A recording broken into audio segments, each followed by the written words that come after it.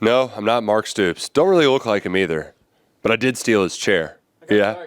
Yep. You've gone home. He hasn't. Yes, exactly. And we are here where he was up here just talking about the Cats playing Florida. This is a pretty nice seat, ain't it, Drew? It is. Don't know if we're supposed to be up here, but whatever. Playing Florida, it's a big week.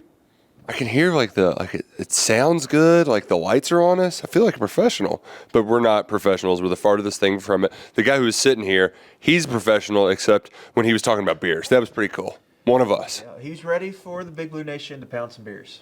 So I don't think that'll be a problem at some of the tailgates we've stopped at so far this season, Nick. Yeah, and it's going to be a big game. It is a nooner. You got to get up a little bit early to get rolling. And I keep hearing it, and it sounds.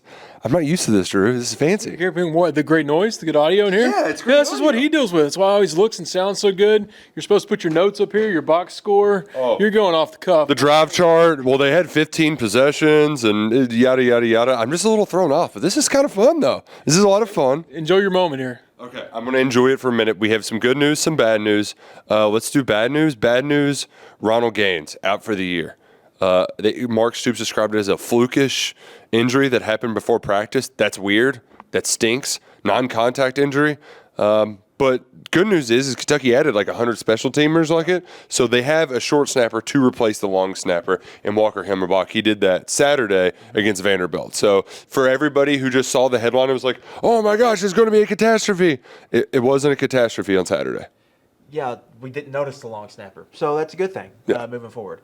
Good news, it sounds like, Stoops was being coy, but it sounds like they're probably going to get Kenneth Horsey back, we think. Yeah, I think he's playing coy. Sure. Kattus is definitely back, though. Yeah, Kattus is probably You can't sit that back. guy out for 2 weeks. I mean, come on. So that's going to help, I think, the line. Obviously, Mark talked about inside, they want to play better. Guard, center, guard, they want to get better. I think they feel good about what's happening at tackle. Mentioned Marcus Cox by name as someone who played a good game. Didn't say Flax's name by name, but mentioned the right side is doing some good things. So they're trying to interiors. They're trying to find that more consistency. But overall, it seems like he's happy with the run game. He mentioned the numbers overall, and I think what he's kind of pointing to is they're getting big chunk gains in the run. Mm-hmm. Maybe they're falling behind the chains too often, but they're gashing teams. Yeah. With some big plays. He had two 30-plus yard runs on Saturday. And that's been kind of a thing of all season. So they are doing some good things on offense. There's stuff they got to clean up. Still has confidence in Devin Leary. And then the defense is going to be a different challenge for them this week with how Florida wants to play. So, but it seems like they are ready. The tone was that they're ready to go out and play at home and get a big win. It's kind of weird, though, because last year, Drew, it was the Anthony Richardson versus Will Levis Super Bowl. The winner gets the number 1 overall draft pick and is crowned quarterback of the century. It obviously didn't happen, but Kentucky did get the win. Oddly enough, this is another quarterback matchup where sliding doors moment. Graham Mertz was almost a Kentucky Wildcat. Maybe Devin Leary was. In Kentucky, they end up picking Leary over Mertz. So I'm fascinated to see how that storyline's going to unfold. Yeah, this game's Kentucky versus Florida, and Kentucky needs to win, but that is a sideline story of just the quarterback position, how they hit the portal. I mean, we even had the graphic ready for Mertz. Like, it was a story. He was going to be UK's quarterback, ends up being Leary instead. So far, I think we like Leary in this, but we'll see. Really unfair to them, but it will be head-to-head a storyline on Saturday. Those two, both were quarterback options, ended up being Leary, so we'll see. I love the stats you pulled Sunday night, Luckett, of – I mean, if you look at, like, accuracy, it's like, oh, wow, Graham Mertz is completing 90% of his passes. He's throwing it from, like, here to that whiteboard over there. Yeah, other than the Utah game, he's been hovering around 21, 22, 23 throws per game, and it's a lot of dink and dunk offense.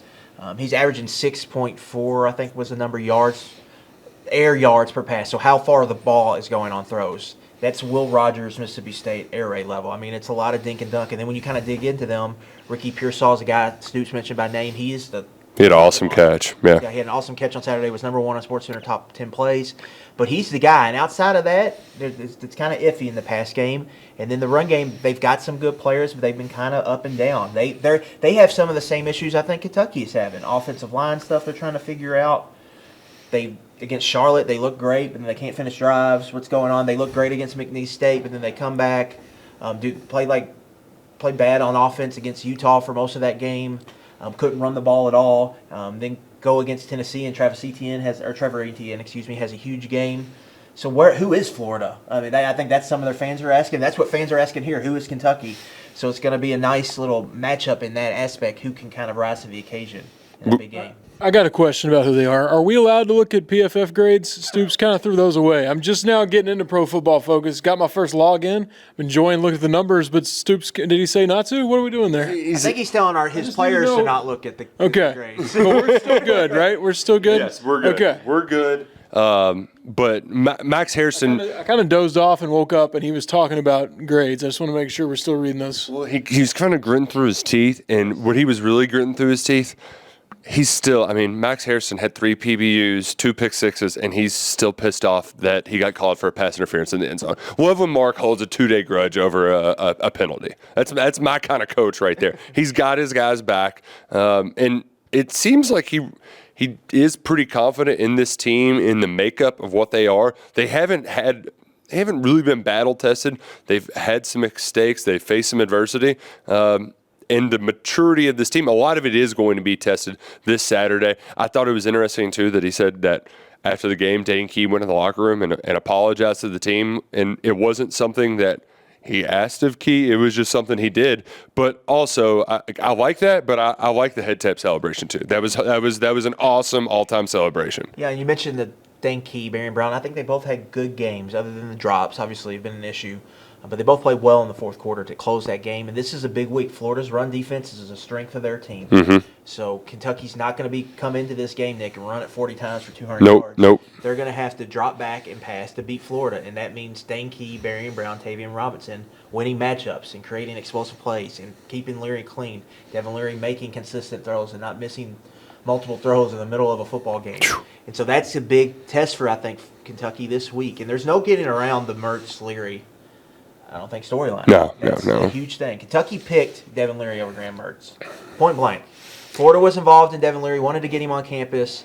Kentucky hosted both. That Leary committed, and then Mertz followed. I don't think that was just a coincidence. I think that happened for a reason. So the storyline is there that Kentucky picked the right quarterback. That's something that's going to be talked about this week. I mean, Drew, we grew up watching Steve Spurrier make fun of us. Like, well, they got a good punter, and then now Kentucky's going to win 3 straight, and they got the quarterback that Florida wanted. Like, what? It's unbelievable times just Kentucky being favored. Like, when that spread came out, I just thought, like, if, years ago, I never would have believed this was possible, just on paper, them being a 2-point favorite. Now you're talking about going out and winning it, making 3-0. And Kentucky had to get up for Vandy being an SEC opener. Now get up one more time for the first big game in Lexington. Too bad it's not at night, but you still have SEC Nation, big opponent. I'm ready to see them take that next step as they're 4-0 after already taking a couple steps. Man, and then 5-0 night game in Athens to knock off the number 1 team in the country. That one's going to be epic, but one step at a time. You got to eat the gator first. You got to bite the tail. Going for 3 in a row at Kroger Field this Saturday. Hopefully, Mark Stoops, he comes here after every game, and he's been pissed off after a bunch of wins. Let's hope he's up here after another win this Saturday night.